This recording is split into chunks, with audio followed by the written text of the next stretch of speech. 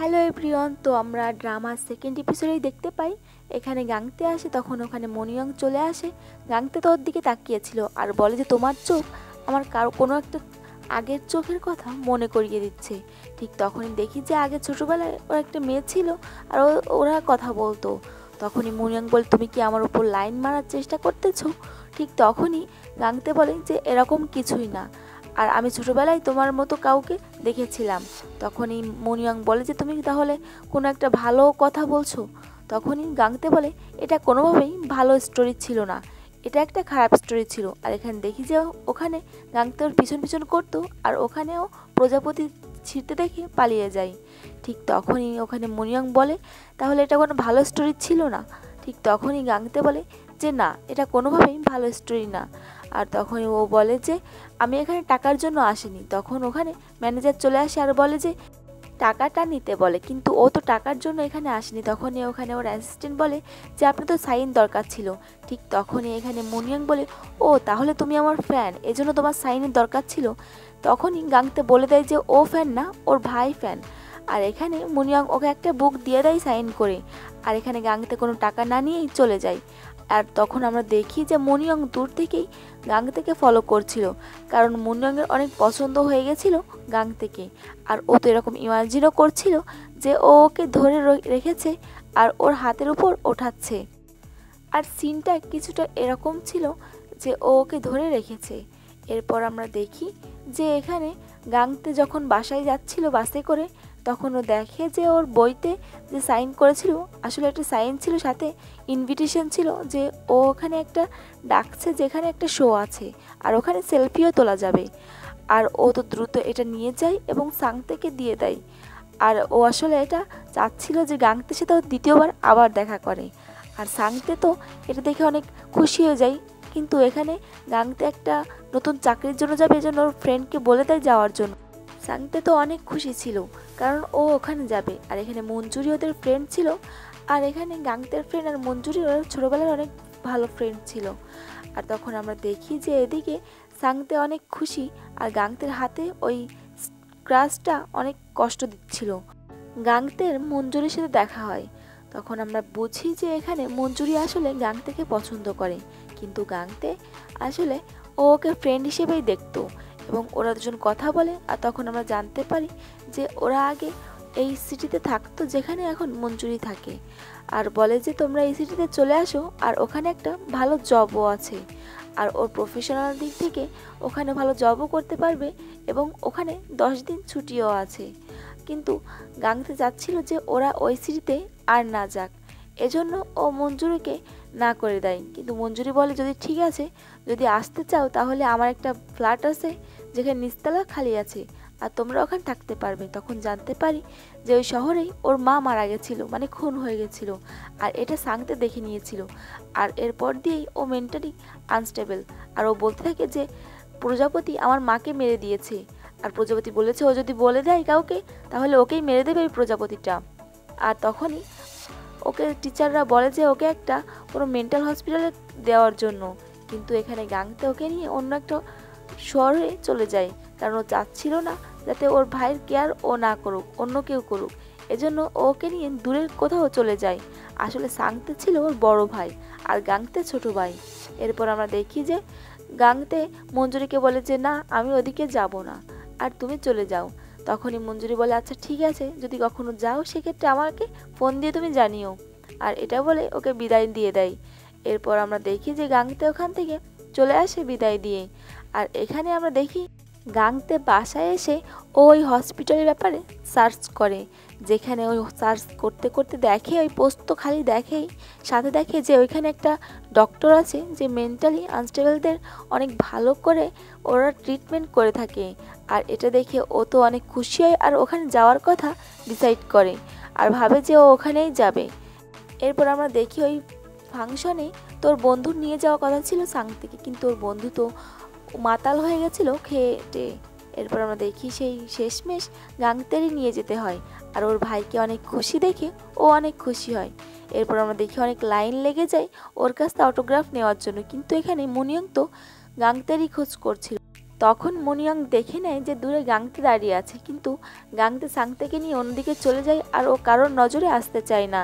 এরপর আমরা দেখি যে ওর ফ্রেন্ডটা ঘুম থেকে ওঠে আর তখনই ওকে ফোন দেয়, আর তখনই অল্প সময়ের জন্য গাংতে একটু বাইরে যায়। আর ওই মুহূর্তে সাংতে দেখে একটা ডাইনোসরের কস্টিউম পরা একটা বাচ্চা। আর এখানে যেহেতু ও মেন্টালি বাচ্চা ছিল, এজন্য ওই বাচ্চার কাছে যায় এবং ওই সম্পর্কে কথা বলে আর ওই বাচ্চার কস্টিউম ধরে নাড়াচাড়া করতে থাকে। আর ডাইনোসর কীরকম হয় এটা বলতে থাকে। এটা দেখেই তো ওর বাবা অনেক রেগে যায়, কারণ বাচ্চা অনেক ভয় পাচ্ছিল। আর ঠিক তখনই যখন ওর বাচ্চা ধরতে লাগে, তখন ওকে ধাক্কা দিয়ে ফেলে দিয়ে ওর চুলটা ধরে বসে আর ওকে তো মারার ট্রাই করতে থাকে। ওই মুহূর্তে তো ওর মাথায় হাত দিলে ওর ট্রমাটা শুরু হয়ে যায়, কারণ ওর মাথায় হাত দিলেই ওর সেই আগের ওই ট্রমাটা শুরু হয়। আর ও এরপর থেকে অন্যরকম বিহেভ করা শুরু করে। ঠিক তখনই ওখানে গাংতে চলে আসে আর ওকে শান্ত করার চেষ্টা করে। আর তখন ওখানে ফটোগ্রাফাররাও ছিল আর মনিয়ংও এখানে ছিল। আর মনিয়ং ভাবছিল যে ওকে হেল্প করবে কি না। ওই মুহূর্তে মনিয়ং চলে আসে আর ওই লোকটাকে বলে যে তুমি ওর কাছে ক্ষমা চাও।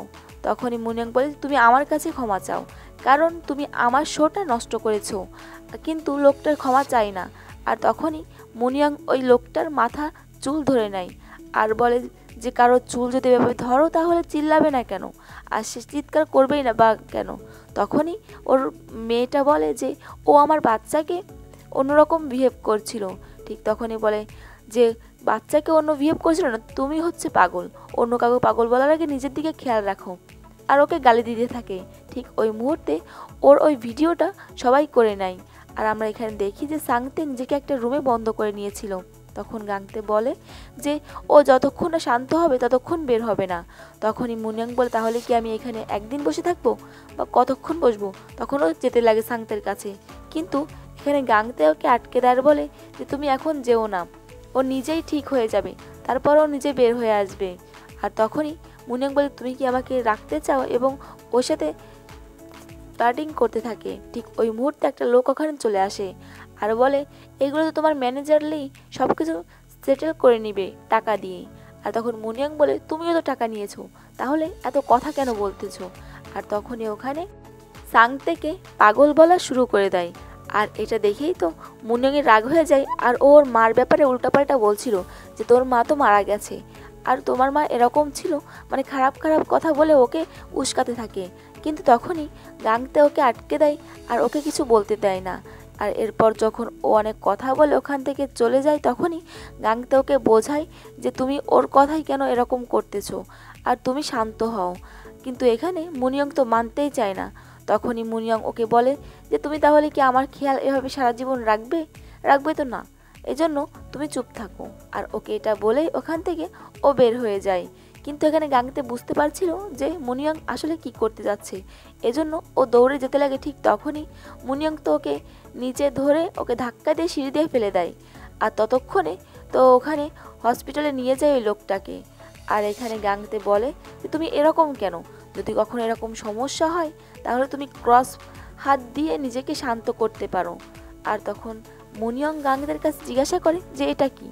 তখনই গাংতে বলে এটা হচ্ছে তোমার বাটারফ্লাই ট্রমা সিস্টেম থেকে বেরোনোর উপায়।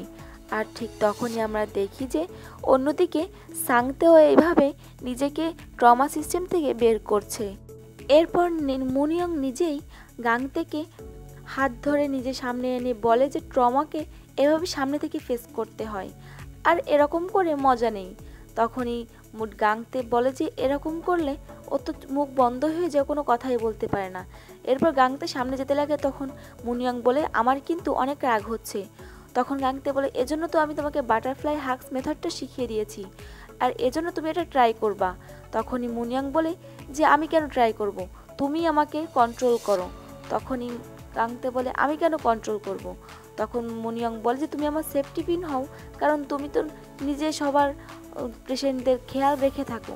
তখনই গাংতে বলে যে আমি নিজের পেশেন্টদের খেয়াল রাখি, কিন্তু আমরা একটা কথা বলি যে পেশেন্ট যখন সুস্থ হয়ে যায় তখন বলা হয় যে গুড বাই, আর কখনো যেন দেখা না হয়। ঠিক তখনই মুনিয়ং গাংতেকে বলে আচ্ছা ঠিক আছে, কিন্তু আমি তো তোমার পেশেন্ট না, এজন্য আমি তোমার সাথেই থাকবো।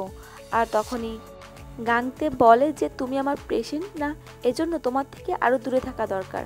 তখনই মুনিয়ং বলে যে তুমি আসলে আমার থেকে দূরে যাচ্ছ না, তুমি আমার থেকে পালাচ্ছ, যেমন তুমি ছোটোবেলায় পালিয়েছিলে। ঠিক তখনই মনে পড়ে যে এখানে গাংতে এসে বলেছিল যে আমি তোমাকে পছন্দ করি, কিন্তু মুনিয়ংয়ের এরকম প্রজাপতি ছেঁড়া দেখে ও ওখান থেকে পালিয়ে যায়।